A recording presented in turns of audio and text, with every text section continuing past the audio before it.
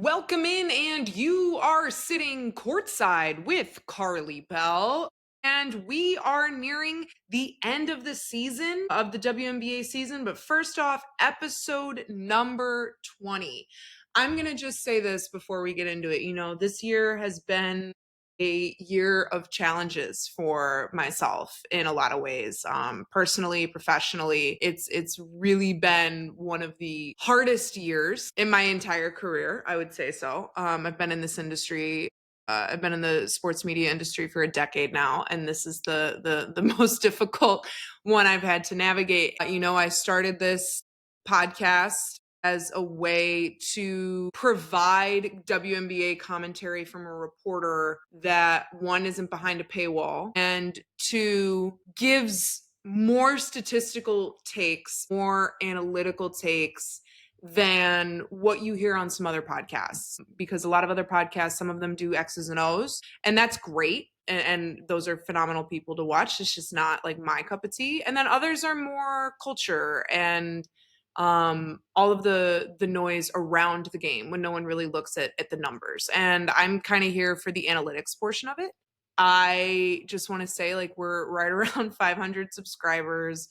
I have, I can't continue to do this without you guys. And I want to give you guys a little bit of an update on what this podcast will be as the WNBA season comes to a close. I will continue this podcast through the rest of the WNBA season, including the WNBA finals. And after the WNBA finals and after the end of that, this podcast is going to take a break until I might do a monthly update every now and then, but there's not really much to talk about in the WNBA space. And the NCAA women's game really doesn't start to kick in until around the Christmas tournaments. So I'm going to take some time off after the end of the WNBA season, barring any breaking news. Obviously, when CBA negotiations and things like that come about, I'll come back around. But I kind of need some time off. I have been going for 10 years with no breaks, and I need to give myself a break. And so I really do applaud and appreciate everything you guys have given me this season. This has been a really different way for me to do storytelling, a different way for me to do reporting.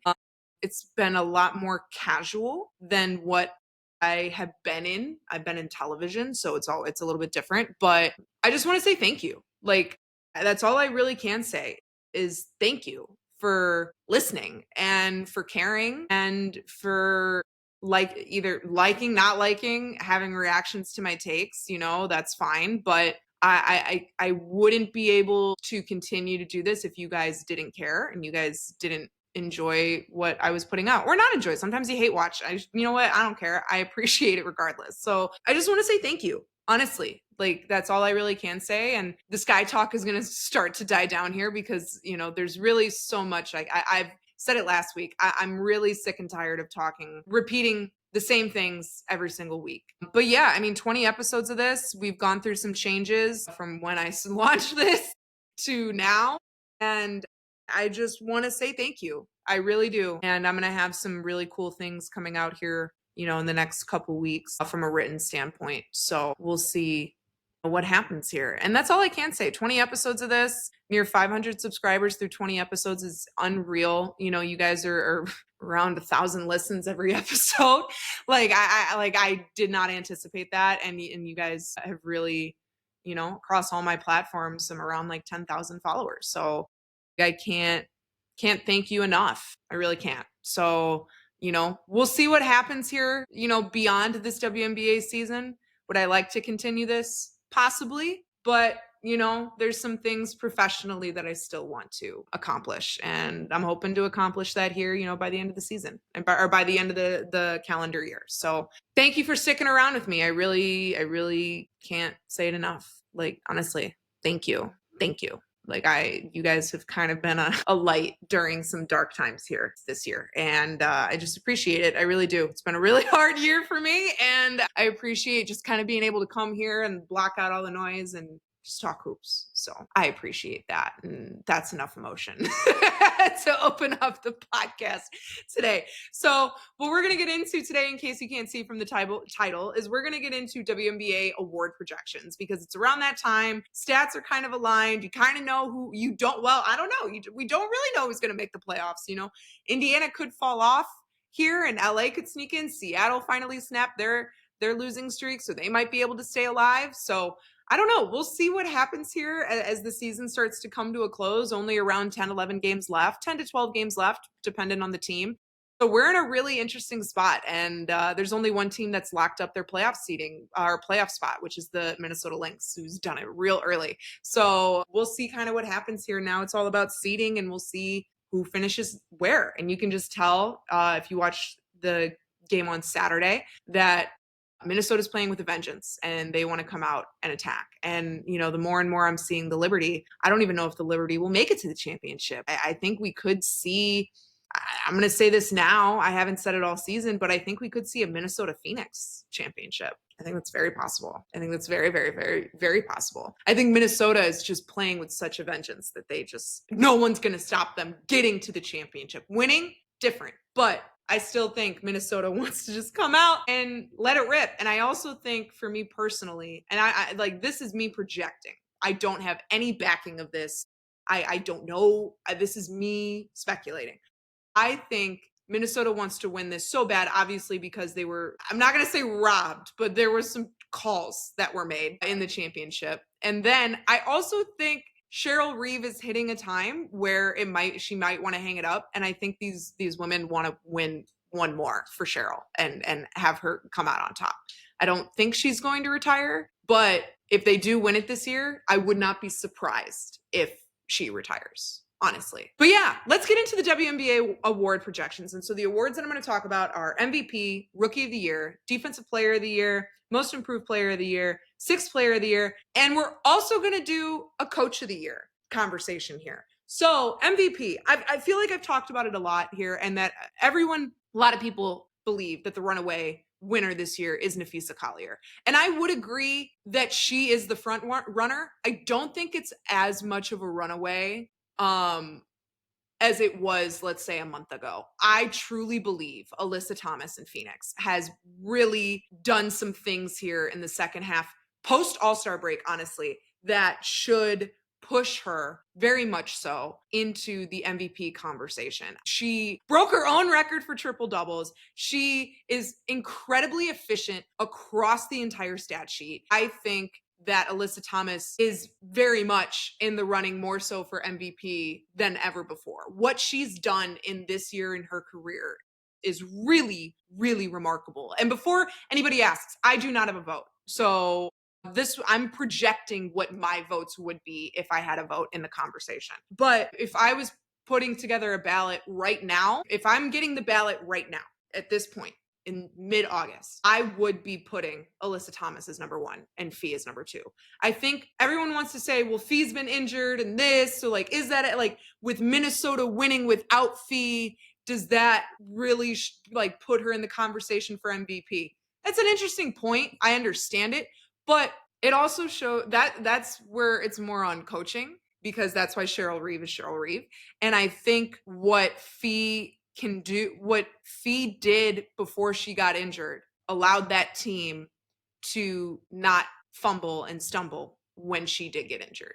And that's why I think she's still in the MVP conversation. She's also leading the league in points right now, average of 23.5 points, shooting upwards of 53% from the field, 36.8% from the arc, also averaging 7.5 rebounds, 3.5 assists, almost 2 steals, and just over a block and a half a game. And she's been out. She's leading in a lot of those categories. So, I mean, that's something you have to consider, very much so. Now, when you look at Alyssa Thomas in this conversation, Alyssa Thomas is averaging less points, but here's the gig, is that she's averaging higher statistically across multiple categories. So 16.1 points a game, shooting just around the same as Napheesa Collier. She's not a three-point shooter. That's not her gig. This is where her other stats come into play. Not a three-point shooter. Maybe she averages 0.1 a game. Like that's not her game at all. shoots pretty well from the free throw line, but averages 8.6 rebounds and 9 assists a game. So what she's not doing at the 3-point line, which is what Fee can do, because Alyssa's such a physical downhill type player. So I'm not saying you're comparing apples and oranges, but you're kind of comparing like a Gala apple to a Granny Smith apple. Like they're both power forwards. They play the same position, but they play the position very, very differently. Fee absolutely very defensive, more fluid, has the expanded shot range, can hit the three, can, draw the defense out and respect her perimeter game. And she has a presence inside where she's able to block the shots and do things there. Alyssa Thomas and what her block average is. Yeah, she's not blocking shots. She's just averaging just under a block a game. So that's what Fee's style of a basketball is. What AT is she's like, I can score, and I'm going to score going downhill, driving, getting to the free throw line. That's what I'm going to do. And then she's also going to crash the boards consistently, put her body on people, absolutely just dominate, throw the bows, get that spacing, claim that paint, crash the glass, and then be the power forward that's able to feed it into her teammates that are like, whether that be bigs or guards. And that's where Alyssa Thomas's game is a lot different. Fee is someone that's not the assister. She's not the facilitator. Can she facilitate? Absolutely. But her game is more, I can shoot the three. I can shoot the midi. I'm also really, really dominant in the paint. I can block the shot because I got the height. And I also am someone who can crash the glass, but I'm more the perimeter. That's what Fee's game is. And whereas Alyssa is more down and dirty in the paint and the midi while being the facilitator. And I just think with what she's been able to do this year, she put up, I think it's 3 or 4 triple doubles already. Like it's really incredible what she's able to do. And I think she deserves to be in the conversation. And in my opinion, I would give her a first place vote, because Alyssa Thomas took a team that was a little wonky at the beginning. She was also out for a little bit at the beginning, dealt with an injury a little bit at the beginning of the season. And then they start to come back, and that squad has just played unbelievably well. And they're playing with a speed and a physicality that I really, really enjoy watching. Whereas what Minnesota plays with is this speed and this fluidness. It's very easy basketball, if that makes sense. Whereas what you're watching in Phoenix is like really gritty, grimy, like get down, banging bodies type vibe, and they can fly in transition just as Minnesota can. Minnesota flies in transition, and then it's all this ball movement, all of this perimeter movement, a lot of off-ball movement for like a quick feed or a quick midi that you're able to move the ball so fast that the defense gets spread out and they miss an opportunity. And they also are a 3-point shooting team, whereas Phoenix is, but not at the efficiency that Minnesota can be. And that's why I think what Alyssa Thomas is able to do in facilitating and creating opportunities that are either at the 3-point line or driving the basket for her teammates is something that needs to be really, really considered, heavily considered for the MVP conversation. If I was giving a vote right now, Alyssa Thomas would get my first place vote. I know I was saying something completely different a month and a half ago, but after watching a lot more of what AT has been able to do this year, I think she absolutely deserves to be in the conversation a lot more than what I was giving her at the beginning of the season. And I will take a full accountability for that. All right, let's go into the ROTY conversation. I know I've talked about it a lot. I very much believe that Paige Bueckers is the absolute runaway. What Paige Bueckers has been able to do, if we're going to just look at how she's leading right now amongst all the rookies, she's leading in multiple categories. She's leading in points per game. She's leading from the free throw line. She's leading in assists, and she's leading in steals. Paige Bueckers is leading 18.8 points a game, shooting 45, just almost 46% from the field. Not a 3-point shooter, shooting around 31% from the 3-point line, 7 to 89%, 88% from the free throw line, averaging around, she's a guard, a little bit different. I'm not expecting, Kiki type numbers from the rebounding facility, but she is averaging 4.1 rebounds, 5.4 assists, 1.7 steals, and just around a block a game. She's leading the leading rookies in efficiency. I really think she's the runaway. The only rookie that I would put behind her that I think is in a very close race with her is Sonia.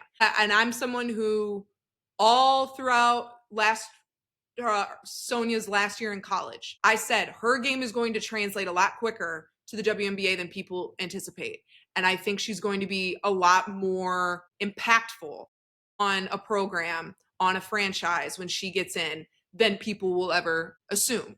And I think she's proved that. The one thing that I downtick Sonia on is her ability to facilitate her defensive game. Her defensive game is not at the level it can be yet.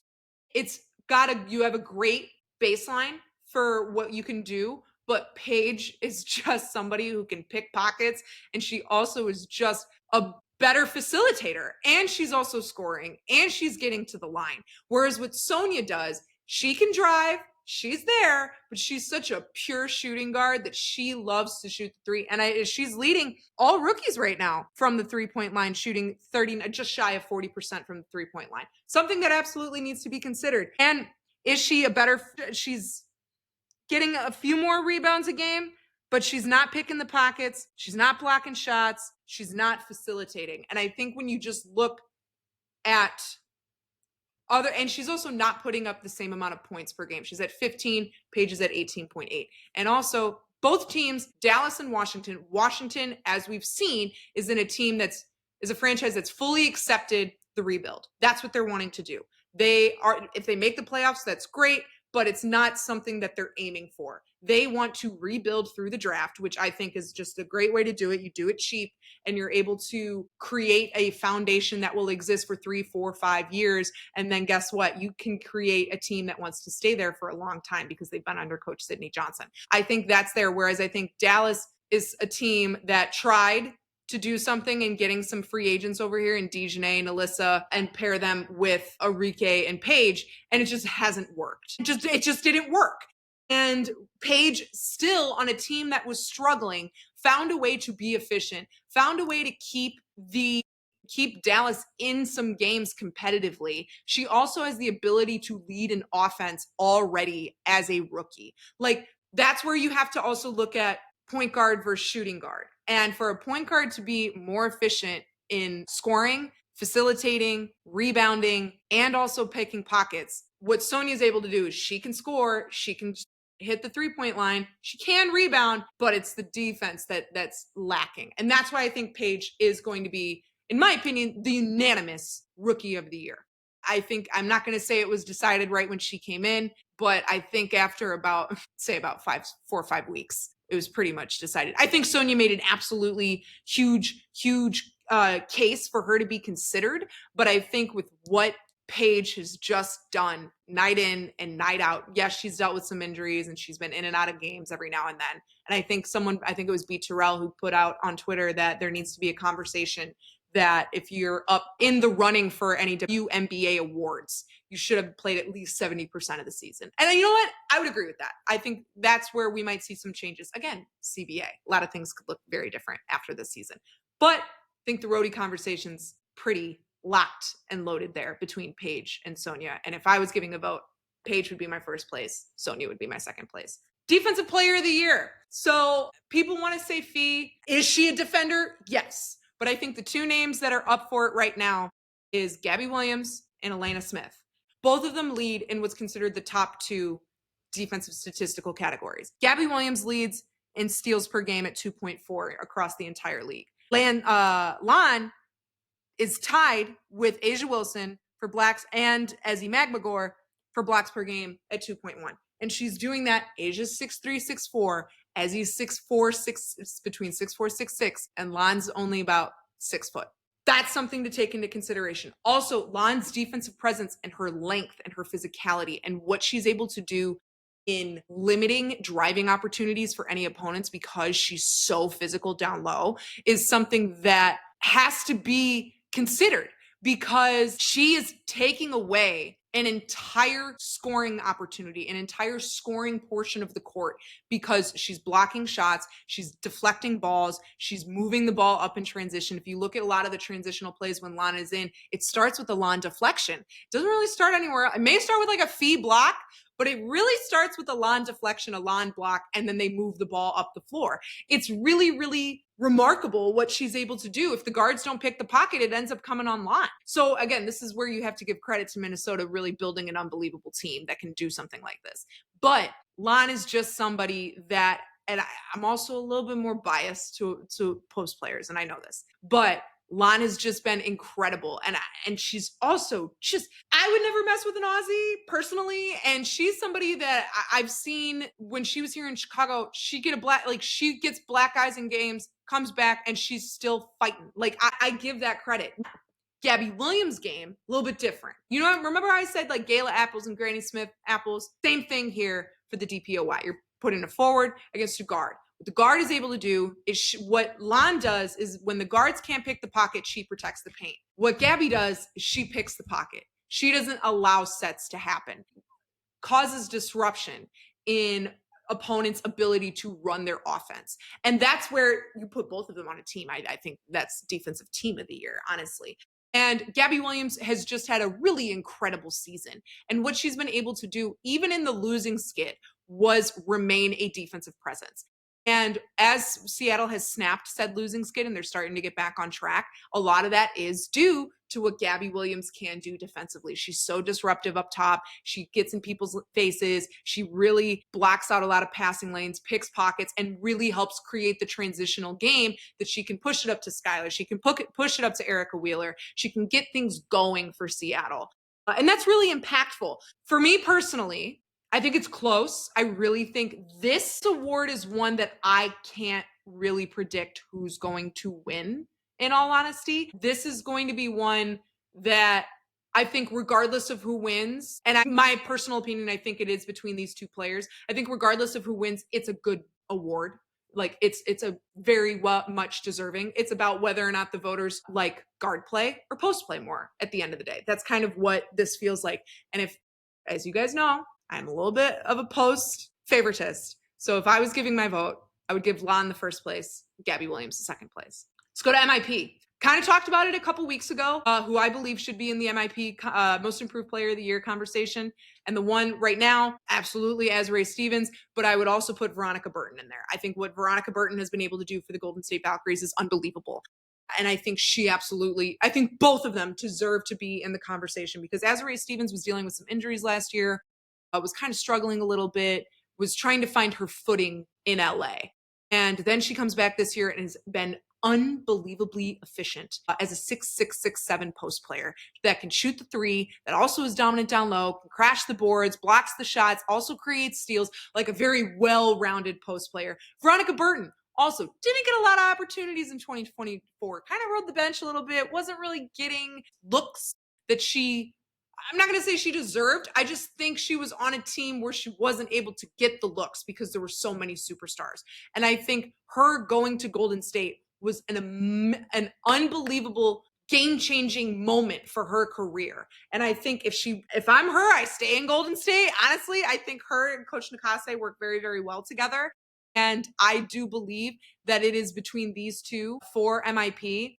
Veronica Burton was with Connecticut last year, wasn't getting a lot of looks. So again, still a superstar team there were so many names on there, she wasn't getting the looks. Her minutes were real low, only 12 minutes a game, only averaging around 3.1. That has skyrocketed up to 11.2. Her efficiency has gone up across the board at both in the field and the three-point line. Also a better free throw shooter, has absolutely crashed the boards, also becoming a facilitator, creating more steals, blocking more shots. Like what she's been able to do from being on Connecticut and only really seeing 10-ish minutes a game to becoming a starter and having great minutes where she went from averaging 12 to now she's averaging around 27. And you see her efficiency go up and you see how impactful she is for this expansion team. You really have to tip your cap to what she's been able to do. Azurá Stevens, same situation. However, she was not on, a different team. She stayed on the team that she was with last year, but she only played in 20 games, was dealing with some injuries, was kind of limited in what she was allowed to play, wasn't shooting very well. She was shooting just around 39% from the field, 35% from the three-point line, was a better free throw shooter, wasn't getting a lot of rebounds, was actually creating more turnovers. And now she's having, in my opinion, a career year. She's shooting upwards of 51% from the floor. From 39.9, you go from shooting around 40% to 51%. You're also shooting 42.2% from the three-point line. You're getting 8 rebounds a game. You're facilitating more. You're getting more steals. You're blocking more shots. Both of them have just, whereas what it was with Veronica Burton, she wasn't getting the minutes. She wasn't getting the opportunities. That's what it was with Connecticut. Azurá was dealing with injury. Didn't get the opportunity to settle in. Didn't get the opportunity to find her rhythm. And then they both come back. They're in kind of new spaces because in LA, you're also dealing with the return of Cameron Brink. You also are adding Kelsey Plum into the conversation. Different team than what you had in 24. Veronica Burton on a completely different team than what she was with in 24. Expansion team, brand new team, trying to create their own energy, their own identity. And both of them have done absolutely incredibly well in what they've been able to do. For me, I know I said Azurá Stevens a couple weeks ago, I would kind of give as my first place vote. And I'm going to stick with that because I think coming back from an injury and then seeing that much of an increase in your efficiency shooting and your six and you're shooting over 40% from the three-point line and you're crashing the glass and you're facilitating and you're blocking shots and you're getting steals. That screams massive improvement to me. Not saying Veronica Burton isn't. I think Veronica Burton just needed to be given an opportunity for her to show what she can do. Does that mean she's technically the most improved? No. I think she was given the opportunity to go be in a new place and show what she can do. Whereas I do believe Azurá Stevens suffered some injuries, was going through some things, and wasn't able to find consistency in 2024. And that has completely changed here in 2025. So if I was giving my vote, Azurá Stevens would get first place, Veronica Burton would get second place. Sixth player of the year. Also talked about it a little bit last couple of weeks ago with Hillmon kind of being a runaway for sixth player of the year. I'm still going to have to say that that's the case. I think what Naz has been able to do for an Atlanta Dream team with a brand new head coach that also looks incredibly different than what they looked like in 2024. It has been remarkable. I think she provides that electricity off the bench that when Ryan's out, when Alicia Gray is out, when Jordan Canada's out, she's able to come in and that electricity, you don't see an energy dip. You don't see any change in what Atlanta can do with the bench movement in there. And a lot of that is credit to Naz Hillmon. And I think she's just done astronomical things for the Atlanta Dream that is kind of quiet. She puts up quiet numbers, very quiet numbers. Like it's not like what you hear with Ryan, 30 plus points a game, Alicia Gray, 20 plus points a game, Jordan Canada, all these blocks and steals. Naz comes in and puts up like a quiet 14. It's called like 6 or 7 rebounds, 4 or 5 assists, couple steals, and maybe a block. Like just incredibly efficient. And that's off the bench. And that's something that keeps the energy there for Atlanta so that they don't allow their opponents to get back into games. And they're able to do things that the starters can do. And a lot of that is because of what Naz is able to do in running the team. The only other person that I would say I think that should be involved in the conversation is Natisha Hiedeman. I think this is the year that I think she absolutely should be in the conversation. She has come off the bench coming in for Courtney Williams. And what she's been able to do, I think she looks a lot, I don't think confidence is the right word. I think she just looks a lot calmer. I think she looks more in control. I think you're seeing this role that she has in Minnesota work really well for her. And it's working for Minnesota too. Courtney can come off, get the breaks that she needs. T comes on and is able to still bring that calmness and that fluidity to the offense that Minnesota likes to have, just that easy movement and things going there. Whereas what Naz does is energy, energy, energy, energy. Natisha still helps everything remain calm and fluid. And also you're comparing Courtney Williams and Natisha Hiedeman. What Courtney does is that mid-range. She loves the mid-range. T is the three-point sniper. So she's able to still provide offensive efficiency, but she does a lot in regards to keeping the offense calm and organized. That's really, really effective when you're dealing with a team that hasn't been in double-digit losses is already locked up their playoff seeding. I think Natisha Hiedeman deserves to be in the conversation. But if I'm giving my vote, Naz Hillmon gets the first place, and I would give Natisha Hiedeman my second place vote. For the last one, it's Coach of the Year. And my opinion, I think it's between two coaches, and they're both first-year coaches. And I think, in my opinion, the runaway for Coach of the Year is Natalie Nakase. What Natalie Nakase has been able to do for an expansion team in her first head coaching position has been incredible to watch.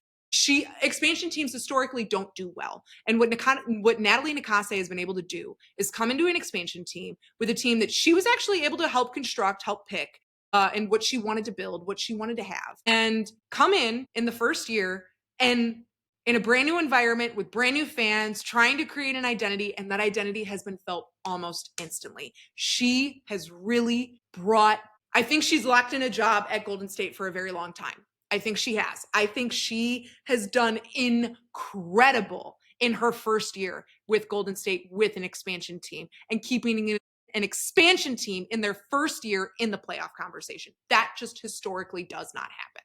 And it's just been wild to witness. And I think the only other coach that should be in this conversation is Karl Smesko of Atlanta. Again, comes in to an Atlanta team that he built completely different, along with their general manager, but built completely differently than what they had. Similar faces, but different. When you looked at it, and if you watched episodes a few months ago, Kareem Copeland said, it felt like a fantasy team. These are good players. How's it going to work? And he found a way to make it work and has kept Atlanta in the top 4 all season long. They have really, really been incredible to watch. But I think because of Natalie Nakase's situation in coming into an expansion team and keeping an expansion team in the playoff conversation, and is also a first-year head coach, is a lot more impressive. And I think she is the runaway for Coach of the Year. So if I was giving my award, my first place would go to Coach Nakase. Second place would go to Karl Smesko. So those are my awards. And that's going to be all about it. Make sure you follow us at Courtside KB on all platforms. That's Twitter, Threads, Instagram, TikTok, and Blue Sky. Make sure you follow us on YouTube. Like, comment, and subscribe there, which is Courtside with Karli Bell. Make sure you check out our website, which is courtsidewithkarlibell.com. That is free for all of you. You can follow me if you want to on all platforms except TikTok, which is at KarliBell33. And that's all I have for you this week. And I'll catch you next time on the sidelines.